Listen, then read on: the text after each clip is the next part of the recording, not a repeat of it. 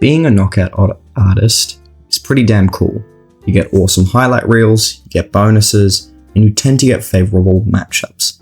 But what happens in those fights where you don't score an insane knockout? What happens when you can't land that one shot you're relying on? Well, it usually results in you losing in relatively embarrassing fashion, either being knocked out yourself or just leaving people wondering what went wrong and losing a pretty lopsided decision.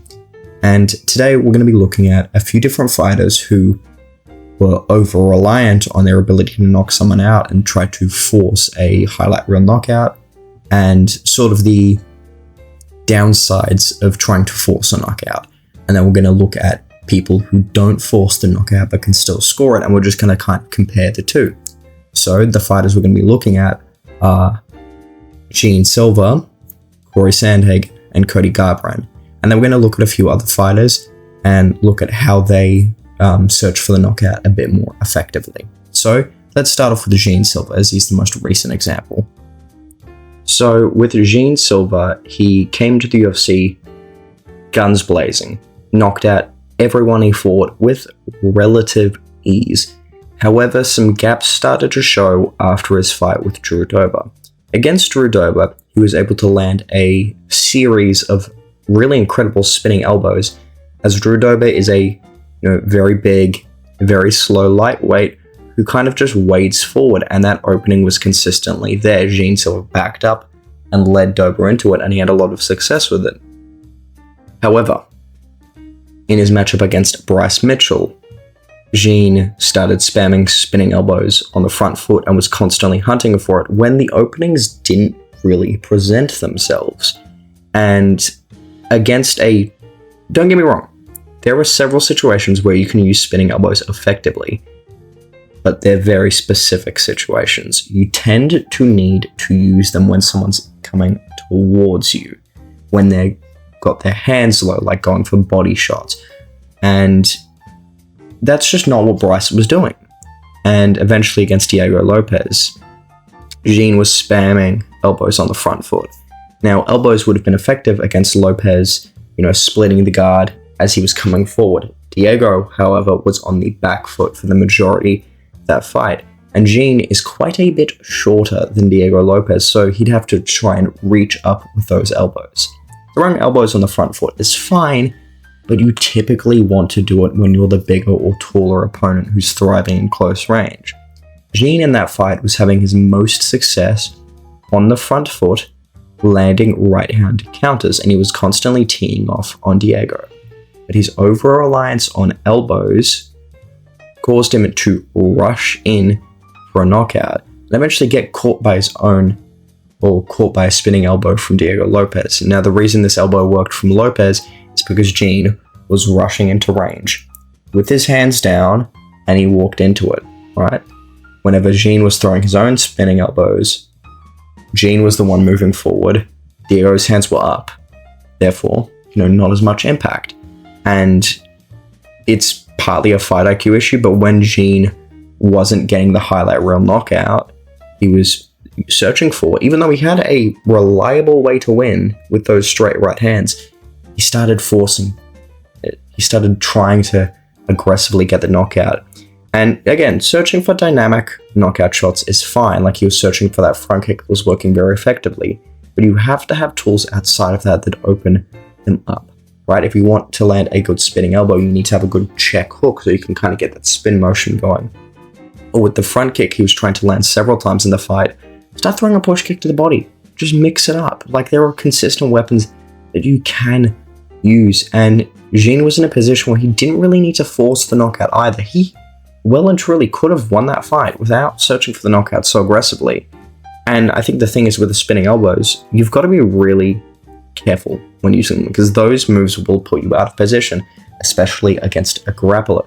You saw when got his back taken and he got mauled in the first round. It's because he went, I think it was for a spinning back kick, and Diego took his back. You've really got to manage the range effectively, and you've just got to understand what moves can be used against which opponents. And using spinning attacks against Diego Lopez isn't the most effective. You're going to have your best success against Lopez kind of just pot-shotting him slowly, being patient. Like against Volk, was able to go into the clinch, land a few shots, get out, jab, move, jab, move. And Jean could have done something similar to that if he stuck to a game plan. Now let's look at Cody Garbrandt. Garbrandt is less reliant on knockout power and dynamism as he is through speed. He gets his knockout through fast punches rather than aggressively hard punches. And, you know, you saw him start to struggle in terms of fight IQ and just, you know, in general after he lost his title. But I'm actually more interested in after he won against Rafael Assunção. So in that fight, he looked good. He looked polished. He looked clean. He was moving his head well. He was kicking the legs. He was placing his shots very, very nicely. And at the end of the second round, he ducked down against the cage, grabbed it, and then lit Assunção up with the most vicious right hand I have ever seen. It was a viral knockout. If Joaquin Buckley hadn't, you know, landed that spinning back kick that year, he probably would have gotten knockout of the year. And, you know, everyone thought Garbrandt was back. And, you know, after a bit, he came back against Rob Font. And Rob Font is a guy that is going to stay at range, pop a jab, you know, throw primarily straight punches and be pretty measured. Assunção is a short, stocky bantamweight who needs to get in close. And Garbrandt, you saw as he was getting outmatched and outjabbed and he was getting backed up to the fence, he would constantly duck low, trying to go for that right hand. The issue is, right, initially, when Garbrandt threw that strike against Assunção, that duck disguised the right hand. But now that we've seen him knock someone out with it, there's nothing to bait someone in. It's gone now. Everyone knows that's what he's looking for. And when you're getting forcibly backed up by like a double jab cross, your opponent's going to be at a pretty long distance from you. So throwing a, you know, hook from in close is not going to work. Assunção went in to throw a body shot, right? Like a liver hook, and he was in pretty close. You know, Rob Font is just sticking in with a jab and pouring out, and he sees they're coming all day. So it just led to Garbrandt gassing out because he was constantly trying to do too much and became over-reliant on trying to get a viral knockout that he didn't really have an answer. And then eventually he goes down to flyweight against Kai Kara-France. Now, I don't think going to flyweight was a terrible idea for Garbrandt. I think that his game planning was horrendous. You're not going to be a knockout artist at flyweight because you are so reliant on speed. You have to rely on your strength, right? Down a weight class. And Garbrandt didn't really shoot a takedown until he got floored badly. And his plan to win the fight on the outside was to pepper in calf kicks at range against a fighter whose main, you know, weapon is to blitz in with step-through combinations and cover distance extremely quickly. And if you're throwing, you know, telegraphed naked leg kicks, that is the worst possible thing you can do. And it just highlights that outside of the speed and the knockout potential, Garbrandt's ability to consistently win fights with tools is pretty poor. And you saw this against like Trevin Jones. While he did win that, there was such little activity in that fight that he really just had, you know, few small moments of kicking on the outside and just moving around because he has fast feet.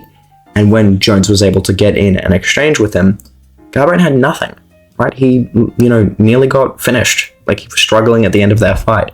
And then against Brian Kellerman, he was, you know, getting calf kicked a bunch, but eventually was just able to find the knockout against, you know, subpar competition. And then, you know, you see him against Tony Barcelos. He rocked Barcelos early and was doing good, but then became over-reliant on blitzing combinations, and Barcelos was just able to pressure forward and break him down.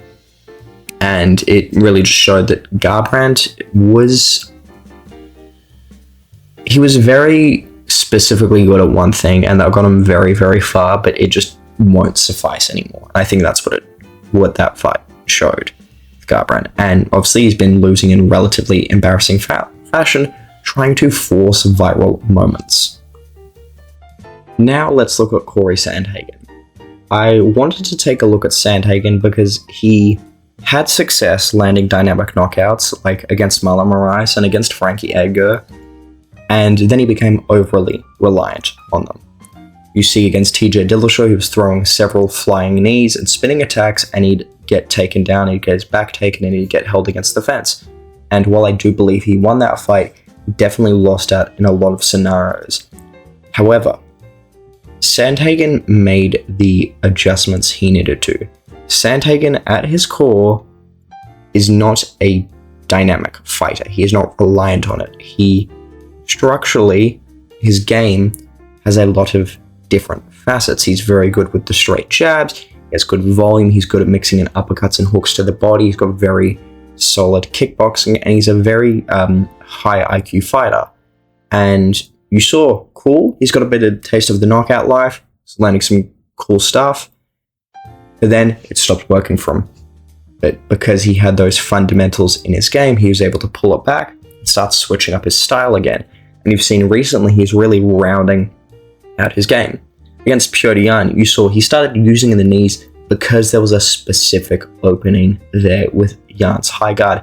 However, he was not overly reliant on it. He started capitalizing off of Yan's guard by throwing a lot of jabs, hooks to the bodies, and finishing with leg kicks. And even though he lost that fight, he made some really good adjustments from his last loss that showed that he could improve as a fighter. And then against like Song Yudong, he started mixing in the elbows because the opening was there. You know, Song was coming in forward and kind of just being a marauder, and Sandhagen saw that, you know, the elbows were there and started landing good elbows, great body kicks, started mixing in the wrestling as well, to where Sandhagen has really changed up to his game to where he can consistently win. And it's one of the things I am very hopeful for in this fight against Morale. He's not going to, you know, look for the knockout too aggressively. He's going to look to break Morale down slowly. I think O'Malley had this issue quite a lot against Morale, where he was just looking for the knockout shot and overly reliant on the knee.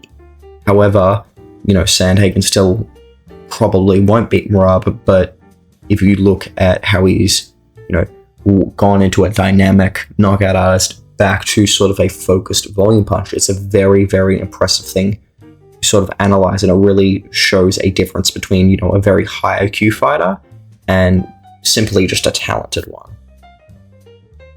Now let's look at the opposite end of the spectrum, Lerone Murphy.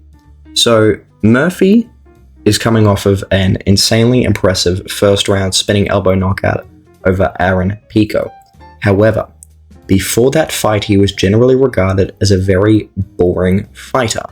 Now, Lerone has a lot of different ways to win. He is very effective with the elbows, he's got a solid jab, he's got good body kicks, he's got good straight crosses, he has good timing on his knees, and he's overall a very well-rounded fighter. He's never been, you know, worried about looking for only the knockout. He's very, very versatile, and he's got a lot of tools in his bag. However, what makes him special in, you know, contrast to, you know, people who are over-reliant on the knockout, he sees when the opening presents itself. Aaron Pico was pressuring extremely, extremely hard and not really feinting his entries and just squaring himself up. His footwork, he was often going for body shots and takedowns, stuff that leaves his hands low. So, you know, Lerone, who is on the back foot, sees that Pico is squaring himself out and about to come in, and he perfectly times the spinning elbow. It's not necessarily the dynamism that made this knockout happen. It's the fact that Lerone was able to make the reads necessary and capitalize on them. That's what, you know, makes a big difference, and it's what helps consistently find a knockout. One thing I also like to reference is Conor McGregor. McGregor is not overly reliant on the knockout. You can consistently win a fight with a 1-2. That is very much possible. He has the leaning left straight to right uppercut. He will mix in elbows. He has pretty solid leg kicks if he's fighting a southpaw. And during his featherweight days, he had very dynamic kicks that would help corral his opponents to where he wanted them to eventually land that left hand. He didn't just go into fights spamming left hands over and over and over again. He had several different ways of landing them, and he had stuff to use when that didn't work, like a good corkscrew uppercut. Those kicks were also very effective, doing a lot of damage, and just overall, he wasn't overly reliant. And again, this is what, sort of differentiates a knockout artist from someone who is just talented and desperate for a knockout. And like you saw when that those kinds of things weren't working for Conor, he'd switch it up. You saw against Dustin Poirier in the first fight, that left straight was getting blocked constantly, so Conor started doing a looping left hook around the guard, and he was able to find the knockout. He was constantly baiting Eddie Alvarez with that hand check to land counters as he came in and overreached. It's just versatile and, again, capitalizing off the openings. Alex Pereira is also a similar example. In the majority of his fights, we're going to separate it from his fight with Ankalaev. He has not really needed the knockout in a lot of fights. I understand against Israel Adesanya he needed to kind of make a comeback. But even throughout that fight, he was landing good jabs. Alex Pereira has a very strong and powerful jab. He had good shots to the body, good straights, good uppercuts. He was just landing his left hook even normally, not searching for it like a knockout blow, but just landing it consistently. The calf kick as well. He was being very versatile. Like against Khalil Rountree, he started using pullback counters and knees in close. He wasn't just searching for a knockout blow. The funny thing is, against Khalil, he was actually searching for it earlier in the fight, and it got him caught a multitude of times. He was over-reliant on the head kick, and that's what caused Khalil to land that right hand that nearly dropped him. But as the fight went on, Pereira had a lot of other tools to use, and he slowly broke down Khalil rather than just searching for a dynamic highlight. So guys, I just kind of wanted to bring that to discussion, as it was kind of on my mind ever since the Gene Silva versus Diego Lopez fight. But just the important takeaway is to not search for the knockout. If you want a dynamic knockout, you have to wait for the openings and be strategic about it. You need to build your game up in a way that if your knockout blows don't work, you can still consistently win a fight. Again, a good person to look at is Cory Sandhagen, Ryan Murphy, and Alex Pereira, where you can see, with Pereira and Sandhagen, where they look for the knockout too much and where they make the adjustments. And just, again, start experimenting with dynamic attacks during sparring responsibly and see how you can set them up while consistently winning a round. So anyway, guys, thank you so much for watching. If you have any questions or just want to have a discussion in the comments below, feel free to. I'd love to have a chat with everyone, and I'll see you guys later.